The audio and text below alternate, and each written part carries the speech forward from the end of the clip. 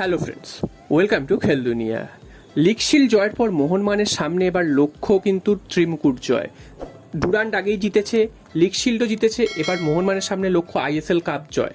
অর্থাৎ এই তিনটে যদি ট্রফি এক মরশুমে জিততে পারে সেক্ষেত্রে কিন্তু ত্রিমুকুট জয় হবে মোহনবাগানের। এবং সাম্প্রতিককালে ভারতীয় ফুটবলের ত্রিমুকুট জয় কিন্তু অন্য কোনো ক্লাবের সেরকমভাবে নেই।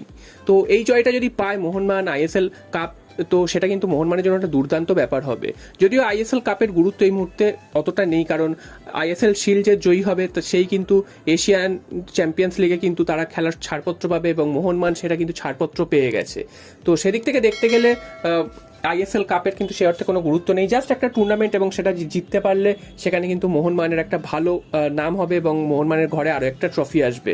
হ্যাঁ, অবশ্যই প্রাইজ মানিটাও সেখানে রয়েছে, প্রায় 6 কোটি টাকা প্রাইজ মানি দেওয়া হয়, তো সেটাও কিন্তু হবে। তো তাই জন্য মোহনবাগান কিন্তু ফোকাস করেছে আইএসএল কাপটাকে এবার। তাই জন্য মোহনবাগান প্লেয়ারদের কিন্তু ছুটি দেওয়া 3 দিনের বেশি দিচ্ছে না হাবাস।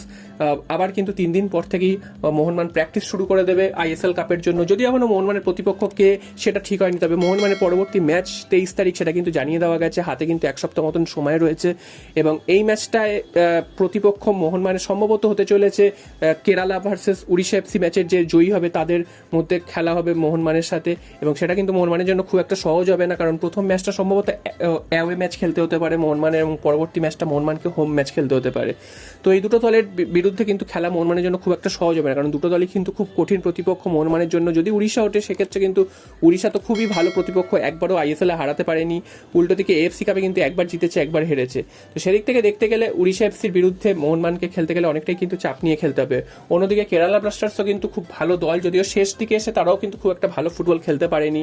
তো এই দুটো দলের মধ্যে তোমাদের কি মনে হয় কোন দল উঠতে পারে, এবং যদি সেই দলের বিরুদ্ধে মোহনবাগান পারফরমেন্সই বা কেমন করতে পারে সেটা কিন্তু অবশ্যই কমেন্ট করে জানিও।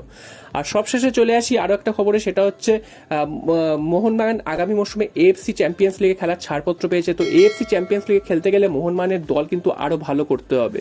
তো সেজন্য কিন্তু এখন থেকেই মোহনবাগানকে সেই দিকে নজর দিতে হবে ভালো দল করতে গেলে, এবং যেসব বিদেশিদের মোহনবাগানকে সামনের বছরের জন্য সিলেক্ট করতে হবে সেগুলো কিন্তু এবারের থেকে অনেক ভালো হতে হবে, কারণ এবারে যারা বিদেশিরা ছিল তাদের কিন্তু পারফরমেন্স ভালো হলেও তারা কিন্তু ইন্টারন্যাশনাল লেভেলে গিয়ে ভালো কিছু পারফরমেন্স করতে পারবে বলে মনে করা যাচ্ছে না, কারণ তাদের কিন্তু পারফরমেন্স দেশীয় পর্যায়ে ঠিক আছে। কারণ এফসি কাপ যদি তোমরা দেখে থাকো সেখানে দেখবে যে মোহনবাগানের পারফরমেন্স খুব একটা ভালো ছিল না এবং বিদেশিদের কিন্তু খুবই সাধারণ মানের মনে হয়েছে।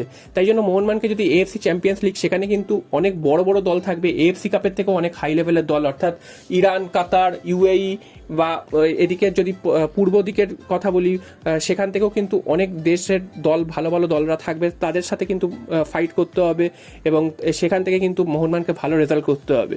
তো সেখান থেকে দেখতে গেলে কিন্তু মোহনবাগানকে আগামী মৌসুমের জন্য একটা ভালো দল করতে হবে, যেটা কিন্তু ভারতীয় ফুটবল অর্থাৎ দেশের স্তরে ভালো ফুটবল খেলতে পারে এবং পাশাপাশি কিন্তু ইন্টারন্যাশনাল অর্থাৎ এএফসি চ্যাম্পিয়ন্স লিগ 2-তে যে খেলার ছাড়পত্র পেয়েছে সেখানেও যাতে ভালো ফল করতে পারে।